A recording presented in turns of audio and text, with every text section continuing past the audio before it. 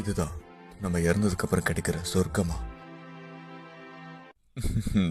அப்போ சரி, உச்சிகா பயிலுக யாரும் இங்க இல்ல, பண்டிகை கொண்டாடுகளே.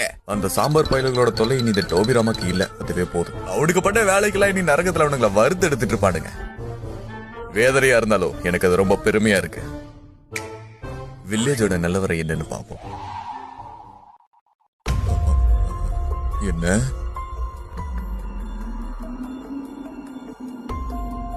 என்ன இழவிது? வில்லேஜோட நல்லதுக்காகவோ என்னோட நல்லதுக்காகவோ உன்னோட கிளானியை நீ மொத்தமா வலிச்சு எடுக்க வேண்டியது இருக்கீட்டாச்சு. தெரியும், நீ மூடு. உச்சிகா பயிலுக சாவ போறானுங்களா? டான்ஸோ எவ்வளவு மோசமானவனா? இது மட்டும் முன்னாடியே தெரிஞ்சிருந்தா இருசன் அப்பவே லாடம் கட்டிட்டு உன்ன முன்னாடியே ஹொக்கா கேக்கிருப்பேன். டான்ஸோ